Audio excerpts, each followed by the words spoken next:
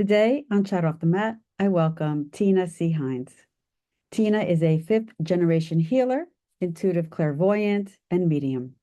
She holds certification as an international transformation specialist, dedicating her life's purpose to guiding emotionally wounded women on a transformative journey towards self love, self care, and self worth. Tina's distinctive approach has established her as an authority in transformational coaching. Her vision is clear and profound to embolden women to embrace unapologetic abundance, allowing them to craft the lives they truly desire. Her influence extends across continents as she hosts international healing retreats that empower women to rediscover their own happiness. She provides immersive experiences that combine spiritual growth, energy work, guided meditation, and the use of healing crystals in beautiful, serene locations. With a wealth of experience, Tina has graced numerous podcasts and has been featured in esteemed media platforms, including Good Morning America, the New York Times, and the Tamron Hall Show.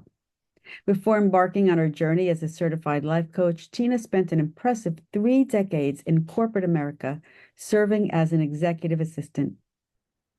This extensive background enriches her coaching with a unique depth of insight and practical wisdom. Welcome, Tina. So, if you don't mind just telling everyone a little bit about yourself.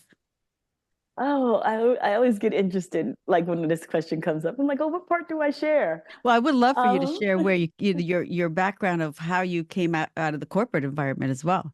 I think that's mhm, a really important piece of information that can yeah, inspire everyone. yeah. So, originally from New Jersey, currently live in Morocco. And I always like to say, mother of one, spouse of none. And I spent over 30 years in corporate America till one day I realized that I was so busy taking care of everybody else and I forgot to take care of me. I just decided to take a leap. And I leaped without a safety net because although I love the individual that I was supporting, because my background is as was as a executive assistant, working in corporate no longer brought me joy, and I wanted to be in spaces where I could make an up close and personal impact with women, and that's part of the reason why I started coaching in the middle of my corporate career. Um, in addition to that, I am an intuitive. I am a fifth generation healer, intuitive, clairvoyant, medium, and empath. And that came to the surface while I was in the middle of my corporate career. Most people knew when they were younger, were children. I didn't find out till I was 40 that I had all of these magical gifts. It's amazing what happens when you get quiet and spirit takes you down with something like depression to allow you to listen more and get more in tune. And so I just love being in spaces where I am helping or supporting women who are on their own personal journey of healing and being unapologetic. And yeah, that's basically me in a small little nutshell. Wow, I know there's more. So I There's really want always to more. always more. So a lot of women don't feel that they are intuitively guided or have special magical gifts as you discovered. Can you talk about how that story? I think that story is really important. Mhm. I've heard it on other podcasts on how you discovered um, your magical gifts. Yeah. So what had how it all started was I had suffered from clinical depression. And, in life, we are consistently busy. There's a lot of noise externally and internally. The depression allowed me to get quiet. In the midst of that, I started doing Reiki.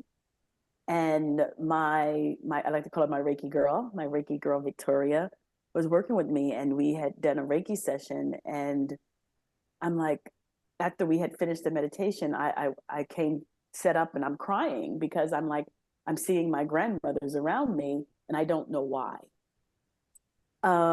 So I went on this exploratory journey with family members, asking them, if there were anyone in our family who had gifts, and I was sharing, and my mom's the oldest of 10, but nobody would tell me anything. And it wasn't until one of my aunts encouraged me to go talk to my grandmother's niece, who still is alive today, 92 years young. And I went and talked to her, and I said, I really need to pick your brain. And she's, why? What's going on? And I says, well, I think I'm going crazy and I might need to go to the hospital. So, but I was told to come and ask you. And she's like, okay, ask me what? I says, well, I had a vision, and I saw Nana, who was my mother, and I saw your mother, and her mother and my grandmother were sisters. And I said, I saw a grandmommy, and I said, I saw some woman, I don't know who she is. And she says, well, describe her to me. And I started describing her, and she goes, oh, that's your great great grandma Jenny. You're just like her, and I've been waiting for you. And that's how I was introduced to my gift. And so she shared this with me, and then she proceeded. She explained a little bit more about it. My grandmother was actually a dreamer. And what was great is one of my aunts had my grandmother's journal. She had, I think it was either 2 or 3 journals that my grandmother had written dreams in. And so I was the first person in the family to actually read those journals. I am the firstborn grandchild on my grandmother's side from my mother. And it typically, the gift is in the first child. Looks like what I'm viewing is the first female child. So that part helped me gain a little bit of clarity about the gift and understanding everybody. My cousin's mother, her mother could heal people, could lay hands on and heal people. And I consistently get these visions. And so whenever I had a vision that had to do with our family, I would go to ask her, because she has been there the longest and she would have some familiarity with it. And so I never feared it. I really started leaning into it. Victoria, my Reiki girl, was the most supportive vessel that I could have during that time, because she was someone who helped me understand what I was experiencing. But again, I still was going through the depression, so I'm still teetering between the two. So I was also working with a therapist at the same time. And what's so great was the therapist understood it. And I had gone through, let's say I interviewed 5 therapists. Wow. The first 4 got terminated. However, the last therapist I spoke, when I reached out to him, I was very honest in the beginning, because I was like, I'm experiencing something, I don't know what it is. And I've never experienced depression before, but I never knew what the awakening was either. So I'm toying with both of them. That's why I'm thinking I'm going crazy, that I need to go to the hospital. So he reached out to me. And one thing he said to me, and this is a word that I use with my coaching clients as well. He said, I don't want you to do anything except flow. That's all I want you to do. I just want you to flow. I just want you to breathe, to flow through everything until we get the opportunity to see one another. So I walked into his office, and the first thing I saw was a sound bowl. And that's when I knew he was the right therapist for me. We meditated before each session. So as I became more comfortable with him, I says, well, I need to share something with you, because I'm still holding this other piece in. And he says, sure. I says, but you have to promise me you're not going to commit me in a hospital. And he's like, why would I commit you in a hospital? I was like, you just have to promise me. And he says, well, let me ask you a question. Are you going to hurt someone? And I go, no, I'm too pretty for jail. And he goes, are you going to hurt yourself? And I go, no, I love me. And he's like, okay, then I can probably guarantee I'm not going to put you in the hospital. I was like, okay, you promise. And he's like, I promise, Tina. I was like, great. I said, so, well, I'm seeing my grandmother and her sister and her mother and her grandmother. And, I see them. And he goes, oh, well, that's nice. And I go, you promise you're not going to put me in the hospital? He's like, I promise not going to put you in the hospital. Why? I says, because they're dead. Mm. And he goes, well, that's beautiful, Tina. And I'm like, it is? I'm not crazy? He goes, no, that's beautiful. How comforting. Yeah. I love that. And even as we work through my healing, um, I it wasn't primarily focused on that because I had Victoria for that. But I just needed to express it because I'm like dealing with two challenges at the same time and uncertain of how to navigate them. Right. And so it was great to have the perfect resources in place to support me. Yeah. Oh, yeah. That's so important. That's a beautiful story too. You know, it's nice first that you were very discerning and that you chose your therapist and didn't just accept whoever came, because that could have been, you could have been in a totally different direction. Correct. You acknowledge that you were not well, not feeling well, and that you got help as Mm-hmm. well. And you had self-compassion for yourself. Yeah, and you also you were exploring this newfound, like you said, awakening, which is beautiful. But I sense that there was some, you were hesitant to share that story. And a lot of women, I don't think, accept those parts of themselves that are intuitive. And that's Mm-hmm. why some women say, well, I don't think I'm intuitive. I'm like, You are. You just need to open up and explore it and trust. And we Mm-hmm. don't. We hide those parts of ourselves that are our authentic self, like your Mm-hmm. gifts were to you. I think part of the reason, depending on who you are and how you were raised, and I know for me, there was this space where there was a little bit of dis-ease being raised in a religious household. My my great grandfather was a Pentecostal minister, and we spent a lot of time in church. So we didn't really talk about having these types of gifts. It wasn't like we're sitting at the dining room table having these conversations. Right. And my mother, who is still alive, is a minister. So when you look at these gifts, although some people look at them, if they're in the, let's say, the more religious versus spiritual space, if you say it's prophetic, then it's okay.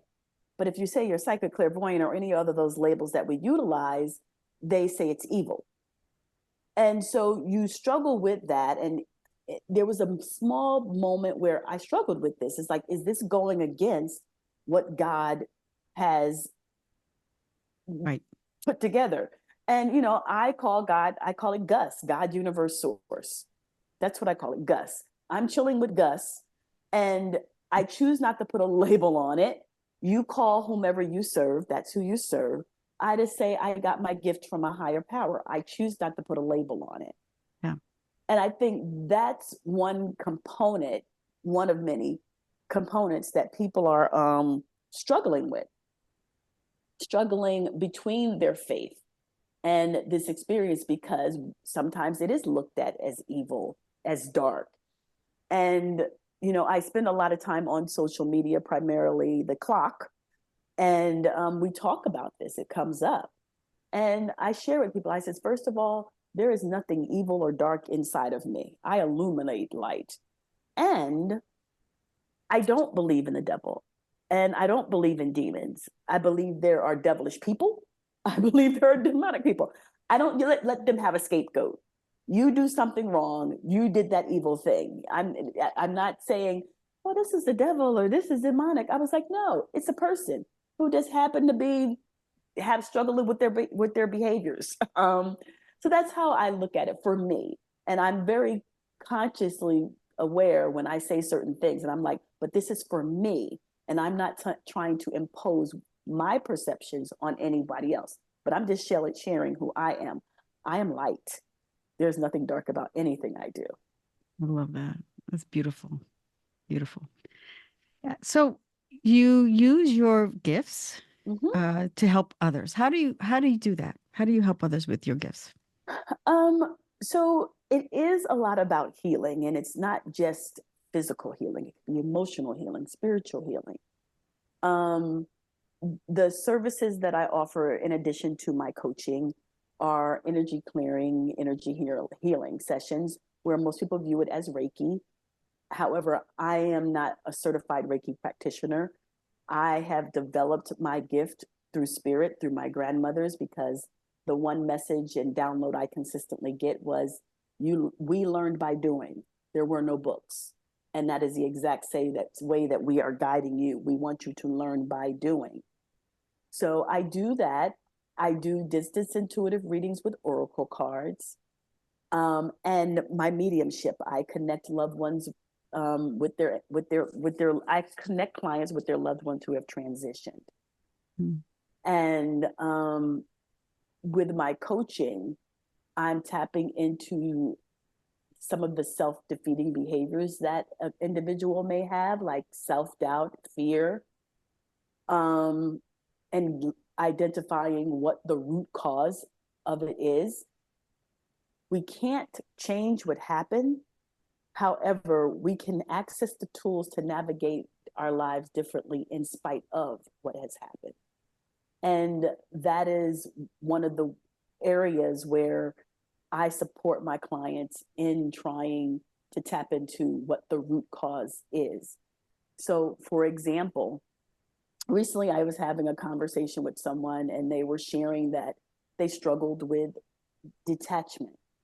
And the conversation kept tapping into past, present versus way back when. They kept talking about things that had happened in the past, present. And I was like, no, this is a little bit deeper. And I said, so let's go back to other things that have transpired where you felt this come to the surface. And as they started going backwards and identifying particular situations that had transpired in their life, I'm like, so there it is. You had this experience where you had to step away from someone, and in your mind, perhaps you thought that if you had stayed, you could have saved them. And I'm like, and there's nothing you could have done differently to save them. So can you allow yourself to hold on to the time before everything happened and recognize that you had this moment with them where you got to have that last laugh, that last conversation. And that was the key piece that you can hold on to, not that you weren't there when they transitioned. And I said, so there's where you're struggling with that detachment. And they were like, I never thought about it that way.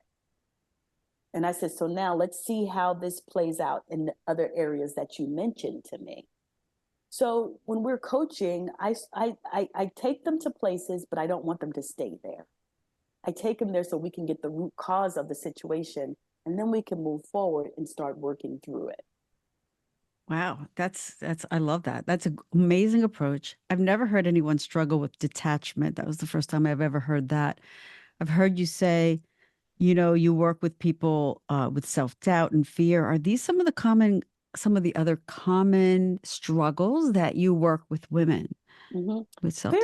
Fear is a very big one. It's and typically when fear comes up, and especially when they try to pull in my metaphysical side, my readings, the fear is the fear of the unknown. And I always, whenever someone says, oh, I just fear the unknown, and I'm like, oh, here we go again. And I says, because guess what? Everything that has transpired in your life has been unknown. You didn't know it before it happened. I says, you probably had a plan of what you were going to do. So simple example, because I like simplicity. You say, I'm going to get out of the bed and I'm going to go to the bathroom. You get out of the bed, you stump your toe, you go to the bathroom. The unknown part was stumping your toe. You didn't know it was going to happen. So we don't know what's going to happen until it actually happens. And I said, so in everyday life, you don't know what's exactly going to happen. You make an assumption of what's going to happen, whether your job whatever happens with your job, whatever happens in your relationships, you have a guesstimate of what could possibly happen, but you don't physically know what will happen until it actually happens. And when it comes to doing readings, I always tell people, I says, I readers are all unique in their own way. We all have certain types of gifts. I was like, my gift taps into not giving you the full answer, but guiding you to the answer. So when you ask me, Tina, can you tell me X, Y, and Z if this is going to happen? And my reading would be more of, I'm guiding you to the answer so you can tap into it. Because if I say, go down the street, make a left-hand turn, and you're going to see a man with a hat, you might go down the street, well, I don't want to see the man with the hat, so I'm going to make a right-hand turn. So I'm not telling you all this because that means I'm making a decision on your behalf. I don't want to make a decision on your behalf. The decision is always up to you. So I guide you towards the answer versus me telling you exactly what's going to happen. You're empowering women more that way. Yes. Yeah. I'm empowering them to take ownership of their own stuff. Their own life, right? I mean, it's understandable that we need someone to talk to help guide us out of this fear-based or self-doubt, just to give us another perspective, just like how you were able to help that other person who felt these detached feelings. You gave her this totally different perspective. So people like yourselves to connect with women's energy and to guide them is what we need. We need women helping other women. Yes, most definitely. Yeah. And there is this uprising, a lot of younger women helping other women. I mean, there's, connection all over the world, this divine goddess uprising. I love that. It's beautiful. And I'm glad I'm a part of it. Now we didn't have that. I didn't have that when I was younger, but it's happening now and it's beautiful. Wouldn't you say? It's just, I wholeheartedly agree. Just to see the evolution of how we are more freeing and we feel more free and comfortable enough to have these discussions, where probably in the past it was more secretive because it's considered woo-woo. So it wasn't a space where a lot of people were having these discussions. Again, depending on when you grew up, it was shunned. You talk a lot about being unapologetic. I know in my intro, and I want to. Can you expand on that for us? It takes me back to my corporate days. I started in corporate America as a senior in high school. So I went straight from high school to working at a pharmaceutical company, a high profile pharmaceutical company. And I know this company helped groom me into the woman that I am, this amazing woman that I am. And I don't fault it. However, as I focused on following the path that most people say, you get a good job, you stay there. You get married, you stay there. Well, the marriage didn't happen. And you do all these things and you stay. And then when you're in corporate, sometimes you start to conform to that corporate white collar style. And when I left corporate, when I leaped, it was like I took a breath of fresh air. Like I could speak without a filter, without the fear of there was a saying, what you do just enough not to quit and just enough not to get fired. There were so many days where I wanted to do something that would get me fired. And so sometimes we just don't allow our voices to be heard, even in relationships. We're so busy making sure that everybody is comfortable. And we don't want to hurt anyone's feelings. And I had to flip that around and ask, well, does that mean it's okay for you to be uncomfortable so they can be comfortable? And that's what I talk about, being unapologetic about it. I'm like, allow your voice to be heard. Tap, tap, tap on the throat chakra, open it up, and allow your voice to be heard. It's you number one, you're not going to please everybody. You're not going to make them happy. And speaking your truth is your form of also self-care or soul care. because you're being honest and transparent with yourself. And reading some books by Don Miguel Ruiz, one of them it says, there are two halves to every relationship, your half and their half. You are only responsible for your half. You're not responsible for theirs. So I'm responsible for the words that come out of my mouth. I'm not responsible for how you choose to receive them. I'm unapologetic about it. I wish I can be like that. I struggle with that. I love that though. I think a lot of women struggle with that. Mm-hmm. Their I work with women, a lot of Mm-hmm. women whose throat chakras are always blocked. Yeah. We're not comfortable saying what we want to say, and then that really closes us off. It not closes just our heart, our throats, but our hearts, Yeah. you know? And depending on the age demographic, you have to think. Growing up, some people were in households where it was you don't speak until you're spoken to. So you stop. And certain things that you would say were unacceptable. So you stop. So many times we weren't given a voice. So we don't talk. And that means we have to unlearn certain things, certain behaviors, and go on this journey of self-discovery. Um, I was sharing some resources earlier today, and one of them was The Voice of Knowledge by Don Miguel Ruiz. And in The Voice of Knowledge, he talks about taking this journey to get to know him outside of his parents who raised him and had expectations, his grandparents who he was surrounded with, the teachers he had when he went to college, high school, and university. He says, all of these people were telling me who I was supposed to be. But deep down inside, I didn't know who I was. And so I had to go on this journey of exploration. And as I was going through my healing, you know, I'm going to hit pin for 1 second. Mm. The thing that lifted me up was going through the depression. Most people would view it from the negative perspective. Yes, it was negative. However, I don't live in it. I choose not to live in it. I have to think about the positive, what came out on the other side of it. And that's where I started doing my meditation. That's where I had a friend of mine connected me with what Deepak Chopra was doing. And, you know, asking that question, that big question we all hear is, who am I? And when we start listing the labels of who all these hats that we wear, somewhere we lose ourselves in the midst of it. And so I've been very unapologetic with the woman that I have evolved. I know all of the experiences that were had served a purpose for right now.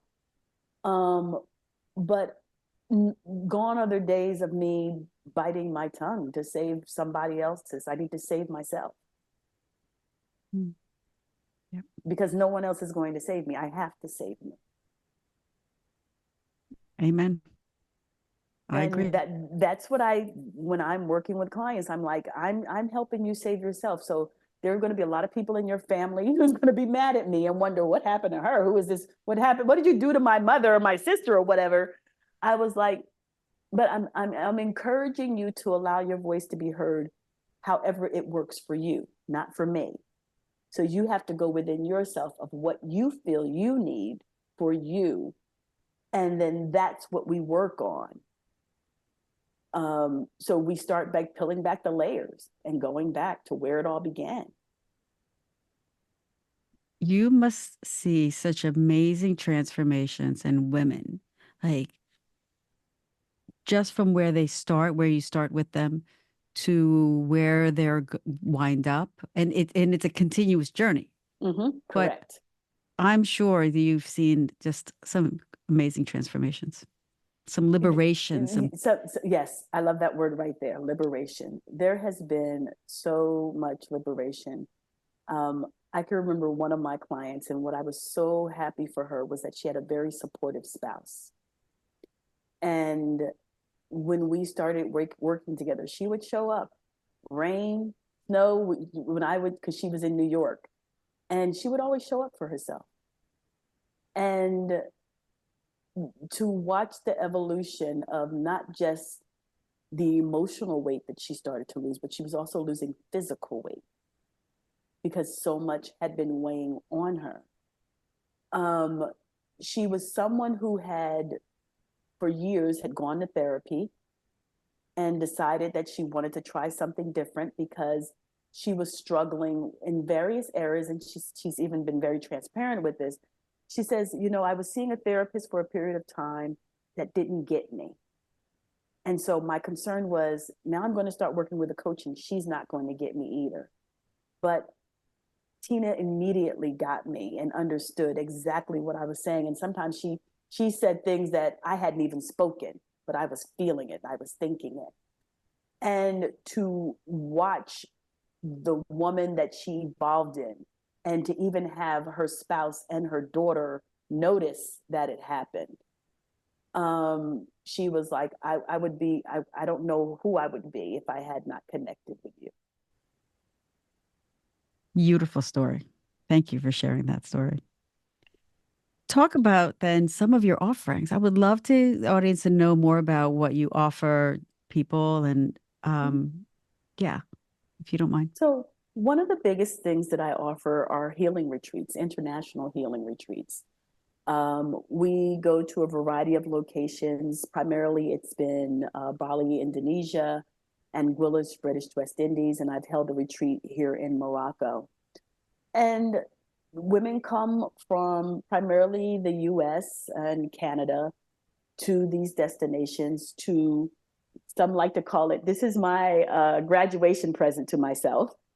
But to get the opportunity to come to these spaces to continue their healing or just to celebrate their healing. When I started my practice, I wanted to make sure that women had a safe and sacred space where they can simply be and allow themselves to be present and not worry and focus about what's going on at home, to focus on their healing. So I've done that. That happens usually in May or June of each year. We actually just came back from Bali last month, and it was an amazing, transformative experience for the women who participated. In addition to that, I do offer private coaching for individuals as well, because the work has to start somewhere. And a lot of times people prefer not to do it as a group, depending on the nature of the reason why they are seeking coaching. I also do private retreats as well. I've done 3 private retreats, one in the States and 2 outside the state. And my energy claim and energy work, as well as my readings. I'm getting ready to start teaching a class now. I do a class like once or twice a year. I don't do them too often.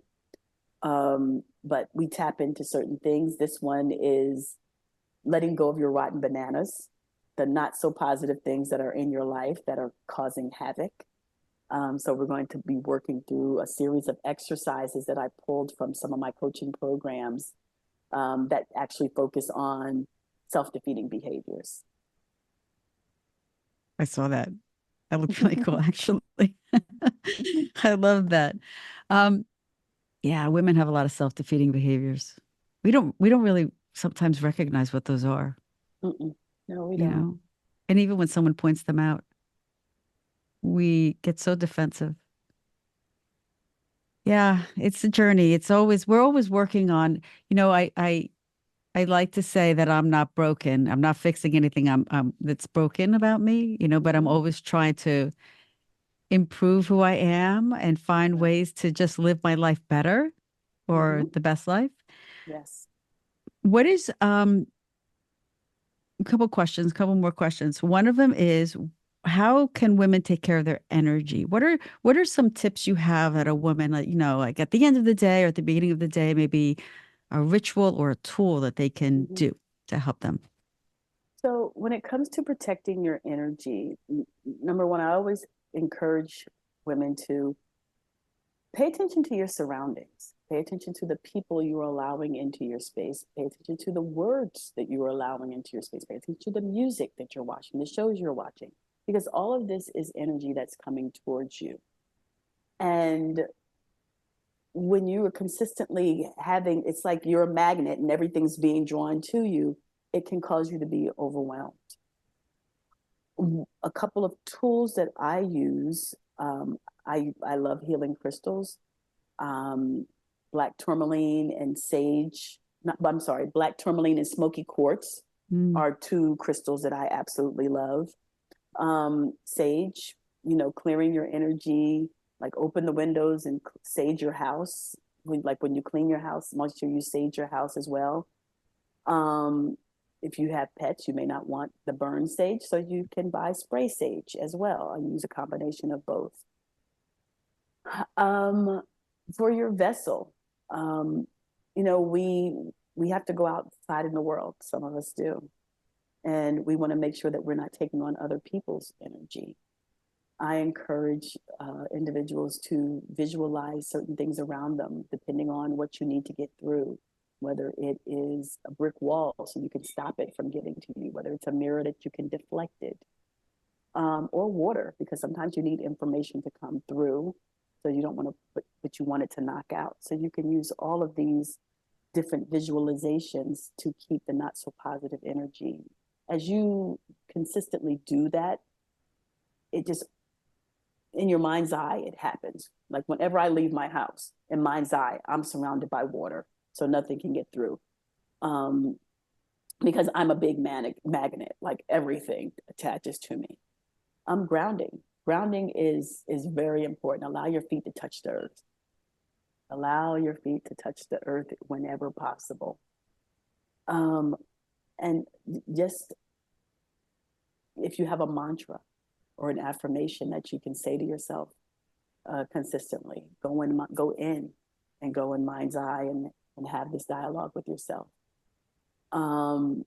There's so many meditations, guided meditations, that instruct you for different things, whether it's anxiety, whether it's sadness or grief. So when you're Googling meditations, if you're searching on YouTube, go deeper. Don't still say, I'm looking for a guided meditation. Whatever you're feeling in that moment, allow yourself to tap into that specific guided meditation to support you. Yeah, I love that. Yeah, be aware of what you're feeling. Is it something that you're grieving or something that you're anxiety? Being aware is really important. I love those tips. Thank you so much for sharing that. What is your vision for women and embracing their divine feminine energy and living their best life? Um, my vision is that as so many more women become in tune with who they are and what they desire to have, that they start authentically connecting with one another.